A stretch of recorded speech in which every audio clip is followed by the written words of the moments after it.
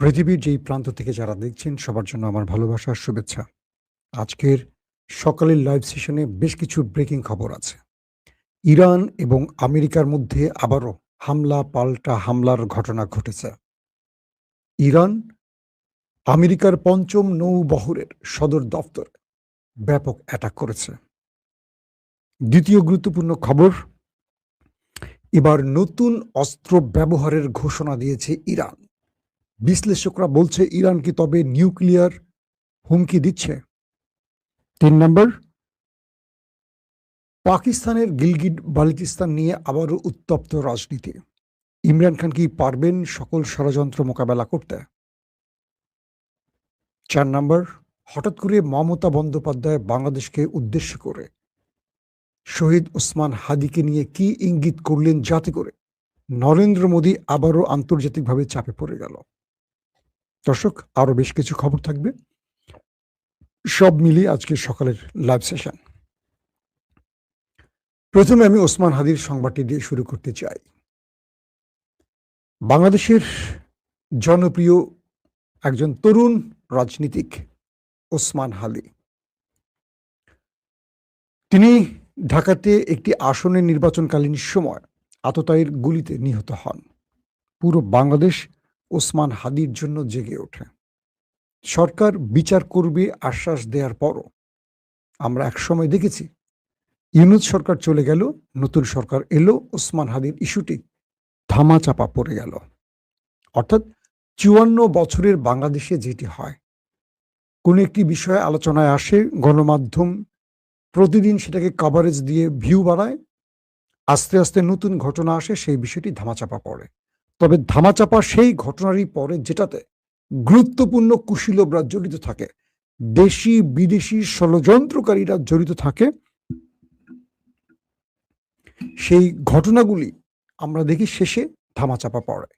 আমরা তনু হত্যা থেকে শুরু করে সাগরুণী হত্যা থেকে শুরু করে দেখেছি এগুলোর কোনো কুল কিনারা হয়নি।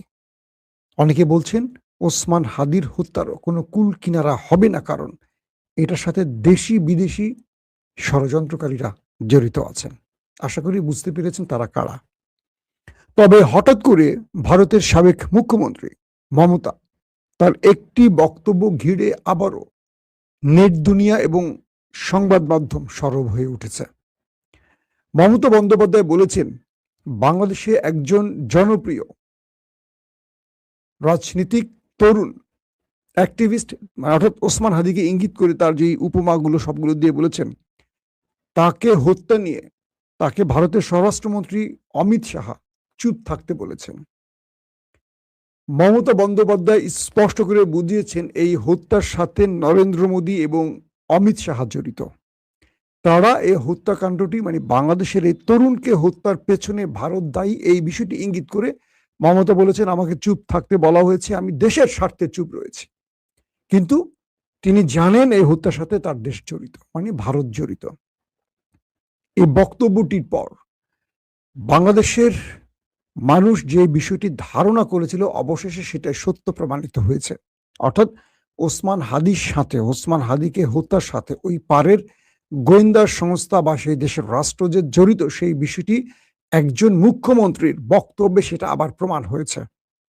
আমাদের দাবি থাকবে বাংলাদেশ সরকারের কাছে মমতার এই বক্তব্যটি গুরুত্ব সহকারে নিয়ে ভারত সরকারের কাছে এর জবাব চাওয়া এবং এর সুষ্ঠু তদন্ত করে প্রকৃত হত্যাকারী কারা সেটা প্রমাণ করা। যদি সরকার এটি করতে পারে, আমরা মনে করব এই সরকার জনগণের সরকার। আর যদি সরকার এই বিষয়ে আর কোনো পদক্ষেপ না নেয়, ধরে নেব এই ষড়যন্ত্রে হয়তোবা সরকারেরও কেউ জড়িত থাকতে পারে, অথবা সরকার ওই দেশটির ভয়ে চুপ রয়েছে। তাহলে আগামী দিনগুলোতে বাংলাদেশ বড় কোনো বিচারের ক্ষেত্রে বা ইনসাফ প্রতিষ্ঠার ক্ষেত্রে এই সরকারের কাছে তাদের আস্থা হারাবে। দর্শক, দ্বিতীয় গুরুত্বপূর্ণ খবরটি হলো অমিত শাহ, ভারতের স্বরাষ্ট্রমন্ত্রী, তিনি পাকিস্তানকে উদ্দেশ্য করে বলেছেন যে পাকিস্তান সীমান্তে সব বাড়ি ঘর গুড়িয়ে দেয়া হবে। আবারও তিনি পাকিস্তানের বিরুদ্ধে নতুন বক্তব্য দিয়ে দু দেশের মধ্যে উত্তেজনা বাড়াবার চেষ্টা করছেন। পাকিস্তান সীমান্তে যত বাড়িঘর আছে সব গুড়িয়ে দেবে ভারত, এমন হুঁশিয়ারি দিয়েছেন তিনি। এবং তিনি বলছেন এই সীমান্ত দিয়ে অস্ত্র এবং মাদক চোরাচালান হয়। প্রশ্ন হলো, বাংলাদেশে যত ইয়াবা, যত ফেন্সিডিল আসছে, অস্ত্র আসছে, কোন বর্ডার থেকে আসছে? বাংলাদেশের সাথে মাত্র একটি দেশের বর্ডার রয়েছে, আর রয়েছে মিয়ানমারের, সেটা নাফ নদীর ওপারে। সেখান থেকে ইয়াবা আসে কম বেশি আমরা জানি, কিন্তু অস্ত্র, আরো যে মাদক, গাঁজা কিংবা ফেন্সিডিল সহ আরো যে আসে মানে মাদক, কোন দেশ থেকে আসে? কিন্তু অমিত শাহ এই বিষয়টি কিছু বলেনি। বাংলাদেশের যুব সমাজের হাতে ভারত যে মাদক এবং অস্ত্র তুলে দিচ্ছে এই দেশের যুবকদের ধ্বংস করতে, সেই বিষয়ে অমিত শাহ কিছু বলেনি। তবে পাকিস্তান থেকে নাকি এরকম অস্ত্র মাদক আসছে, যে দেশটি সবচেয়ে বেশি মাদক বিক্রি করে সে আরেক দিকে আঙুল তুলছে। হাসবো না কাঁদবো। তবে এখন পর্যন্ত এই ব্যাপারে পাকিস্তান কোনো বক্তব্য দেয়নি। আশা করি শীঘ্রই পাকিস্তানের বক্তব্য আমরা পাবো। দর্শক, 3 নম্বর গুরুত্বপূর্ণ খবর, পাকিস্তানের গিলগিট বালুচিস্তানে প্রাদেশিক নির্বাচন। অর্থাৎ আমরা ভারতের দিক দিয়ে বুঝাই পশ্চিমবঙ্গ যেমন একটি, কি বলবো, এটা আমাদের দেশে তো একটি নির্বাচন হয়, প্রধানমন্ত্রী নির্বাচন, জাতীয় নির্বাচন, কিন্তু ভারত এবং পাকিস্তানে প্রাদেশিক নির্বাচন হয়, প্রদেশ কেন্দ্রিক। এটা ওরা বলে ওদের ভাষায় সুবে, বা ওরা বলে আমাদের যেমন মমতা বন্দ্যোপাধ্যায় পশ্চিমবঙ্গের, তিনি মুখ্যমন্ত্রী ছিলেন বা চিফ মিনিস্টার ছিলেন, আর প্রধানমন্ত্রী হয় রাষ্ট্রের প্রধানমন্ত্রী যিনি। তো গিলগিট বালুচিস্তান একটি প্রদেশ পাকিস্তানের, সেখানে নির্বাচন আসন্ন, কিন্তু সেই নির্বাচন ঘিরে এখন ব্যাপক উত্তেজনা চলছে। পিটিআই সেখানে প্রার্থী দিলেও পিটিআই কে কোনো অ্যাক্টিভিটিস করতে দেয়া হচ্ছে না। পিটিআই কোনো সেন্ট্রাল লিডারকে গিলগিট বালুচিস্তানে প্রবেশ করতে দেয়া হচ্ছে না। যারাই গিলগিট বালুচিস্তানে যাচ্ছেন, গিলগিট বালুচিস্তান সীমান্তে তাদেরকে আটকে দেয়া হচ্ছে, ফেরত পাঠানো হচ্ছে। অন্যদিকে নওয়াজ শরীফ, তিনি গিলগিটে যাচ্ছেন, মরিয়ম যাচ্ছেন, আরো যারা ভিন্ন দলের আছে তাদেরকে সেনাবাহিনী অবাধে চলাচলের সুযোগ করে দিয়েছে। বলা হচ্ছে আসিফ মনির গিলগিট বালুচিস্তান তার পছন্দের প্রার্থীকে বিজয়ী করার জন্য সব রকম ষড়যন্ত্র করছেন, কিন্তু পিটিআই কে হারাবার জন্য যত রকম কলা কৌশল আছে, কারচুপির ব্যবস্থা আছে, সব করছেন আসিফ মনিরের সেনাবাহিনী। তারপরও গিলগিট বালুচিস্তান একটা বড় চ্যালেঞ্জ করতে যাচ্ছে পিটিআই, কারণ এখানে বিগত সময় যিনি মুখ্যমন্ত্রী ছিলেন তিনি পিটিআই প্রার্থী ছিলেন এবং তিনি ছিলেন এবং ইমরান খানের একজন অন্যতম সাহসী লড়াকু সেনা ছিলেন। এবার তাকে নির্বাচন করতে দিচ্ছে না, পরিবর্তে তার মাকে দাঁড় করানো হয়েছে। তারপরও নির্বাচন কমিশন এবং সেনাবাহিনী একের পর এক ষড়যন্ত্র করছে পিটিআইয়ের বিরুদ্ধে, একদম প্রকাশ্যে পিটিআইয়ের বিরুদ্ধে ষড়যন্ত্র করছে, একদম স্পষ্ট। পারলে ভোটারদের ধরে ধরে বাড়ি ফেরত পাঠাবে, এরকম একটা অবস্থা। পাশাপাশি আজাদ কাশ্মীরেও নির্বাচনের ডামাডোল চলছে। আমরা এই দুটো প্রসঙ্গে নিয়ে আপনাদের মোটামুটি খবর দেওয়ার চেষ্টা করবো প্রতিদিন, কি চলছে। এই দুটো প্রদেশ বিজয় ইমরান খানের জন্য খুবই গুরুত্বপূর্ণ। দর্শক, আসছি 3 নম্বর গুরুত্বপূর্ণ খবর। ইরানের কয়েকটি গুরুত্বপূর্ণ পজিশন থেকে গুরুত্বপূর্ণ ব্যক্তিরা বলেছেন, যদি আমেরিকা ইসরায়েল ইরানে নতুন করে হামলা করে তবে তাদের জন্য বড় বড় কিছু সারপ্রাইজ ইরান প্রস্তুত করে রেখেছে। আইআরজিসির একজন জেনারেল বলেছেন যে আমরা শত্রুকে মোকাবেলায় এমন ভয়ঙ্কর অস্ত্র প্রস্তুত রেখেছি যেটা শত্রু কল্পনাও করতে পারে না। ঠিক এই বক্তব্যটি ঘিরে আন্তর্জাতিক মহলে নানান রকম প্রশ্ন উঠেছে। মার্কিন এবং পশ্চিমা দুনিয়ার বড় বড় সামরিক ব্যক্তিরা বলছেন, তবে কি ইরান নিউক্লিয়ার হুমকি দিচ্ছে? ইরান কি তবে নিউক্লিয়ার বানিয়ে ফেলেছে? এই একটি বক্তব্য ঘিরে এখন নানান রকম চাঞ্চল্যকর তথ্য আসছে। ইরানের হাতে ভয়ঙ্কর সেই অস্ত্রটি কি আসলে? ইরান এ যাবৎ যুদ্ধকালীন সময় যত ধরনের মিসাইল ব্যবহার করেছে, এর মধ্য থেকে সবচেয়ে ভয়ঙ্কর অস্ত্রের কথা কেন বলছে? ইরান কি এই শব্দটি দিয়ে বোঝাচ্ছে পৃথিবীকে যে তারা নিউক্লিয়ার বানিয়ে ফেলেছে? এটা নিয়ে অনেক আলোচনা চলছে, হয়তো বা ধারাবাহিকভাবে এটার অনেক প্রশ্নের উত্তর মিলবে। 2 নম্বর, ইরান কেন আমেরিকার কাছে নত হচ্ছে না? তার কাছে এমন কি আছে?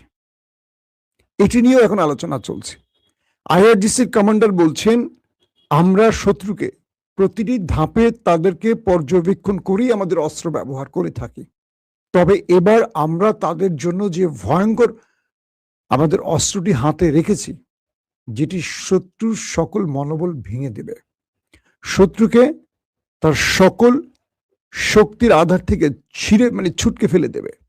তার মানে এমন কিছু ইঙ্গিত করছে তবে ইরান, নাকি এমন কোনো মিসাইল যেটি ইরান ব্যবহার করেনি কিন্তু শত্রুর জন্য খুব ভয়ঙ্কর কিছু হবে, এইরকমই একটি বার্তা আসছে বলা হচ্ছে।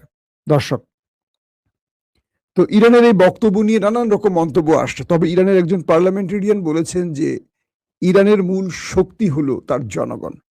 ইরান শত্রুর সাথে যুদ্ধ করবে তার জনগণকে নিয়ে, এবং জনগণই সেটা মোকাবেলা করবে। দেখি আমরা আসলে কি হতে যাচ্ছে সামনের দিনগুলোতে। তবে এবার খেলাটা শুরু করেছে আরেক দিক থেকে চীন। চীন এবং ইউরোপের মধ্যে একটি অদৃশ্য ডিল তৈরি হয়েছে, যেটি আমেরিকার সবচেয়ে বড় ভয় ছিল। কারণ ইউরোপকে চীন তার বগলে নিয়ে গেলে আমেরিকা তার পরাশক্তি থেকে ছিটকে পড়ে যাবে। ইতিমধ্যে সেই বিষয়টি স্পষ্ট হচ্ছে, কারণ চীন মার্কিন বন্ডস বিক্রি করে গোল্ড কেনার দিকে নজর দিয়েছে। হঠাৎ করে খবর আসলো ইউরোপের সেন্ট্রাল ব্যাংক আমেরিকার ট্রেজারি বন্ধ করে ট্রেজারি বন্ড বিক্রি করা শুরু করে দিয়েছে। ইউরোপের সেন্ট্রাল ব্যাংক মার্কিন যুক্তরাষ্ট্রের ট্রেজারি বন্ড বিক্রি করে গোল্ড কেনা শুরু করেছে। তার মানে আমেরিকার ডলার এখন ঠাস করে মাটিতে পড়ে যাবে, শেয়ার বাজার ঠাস করে নিচে পড়ে যাবে। আমেরিকা পুরো পৃথিবীকে আগে ঋণ দিয়ে সুদে টাকা গুনত, এখন আমেরিকা নিজে তাদের যে ট্রিলিয়ন ট্রিলিয়ন ঋণ আছে এই ঋণগুলো চাঙা হয়ে যাবে, এবং আমেরিকার এই বন্ড ইউরোপ বিক্রি করে দেওয়ার জন্য এবং তারা স্বর্ণ কেনার জন্য তাদের ডলারের দরপতন শুধু নয়, আমেরিকা এখন নিজে বড় রকম ঋণগ্রস্ত হয়ে চাপে পড়ে যাবে। তাদের দেশে অর্থনীতির যেমন 12টা বাজবে, তাদের দেশে দ্রব্যমূল্যের দাম এখন কয়েক গুণ বেড়ে যাবে, দাম দাম করে বেড়ে যাবে। পুরো আমেরিকা সোসাইটি, পুরো আমেরিকার জনগণ এখন ঋণের বোঝায় জর্জরিত হবে। দ্রব্যমূল্যের ঊর্ধ্বগতির নাভিশ্বাস দেখবে বাংলাদেশের মতো। এখন আমেরিকা এই যুদ্ধে তার হিসেব নিকেশ শুরু করেছে, কারণ ইউরোপ বলছে এই আমেরিকা একটি অন্যায় যুদ্ধ চাপিয়ে দিয়ে ইরানের সাথে পুরো ইউরোপকে লকডাউনে ফেলে দিচ্ছে। পুরো ইউরোপ এখন তাদের শিল্প কারখানা প্রায় বন্ধের পথে, তেল এবং গ্যাসের সংকটে পুরো ইউরোপ জ্বলছে। এখন কোনোভাবেই আমেরিকা তাদের কথা শুনছে না। যুদ্ধ বন্ধের যত প্রস্তাব ইউরোপ দিচ্ছে আমেরিকাকে, আমেরিকা নিচ্ছে না। এক ইসরায়েলকে খুশি করতে, এক ইসরায়েলকে বাঁচাতে আমেরিকা ইউরোপের কোনো দাবি রাখছে না। তাই ইউরোপ এখন সিদ্ধান্ত নিয়েছে মার্কিন বন্ড বিক্রি করে তারা এখন গোল্ড কিনবে। মোটামুটি আমেরিকার কপালে বিশাল দুঃখ আছে, এই হিসেবেই এটা বোঝা যায়। হয়তো আপনারা পরবর্তী সংবাদগুলোতে পেয়ে যাবেন এই খবরটি, যে আমেরিকার জন্য কত বড় ভয়াবহ দুর্ভোগ আসতে যাচ্ছে ইরান যুদ্ধের কারণে। দর্শক, সবচেয়ে বড় খবর যেটির জন্য আপনারা ওয়েট করছেন, হঠাৎ করে মার্কিন যুক্তরাষ্ট্র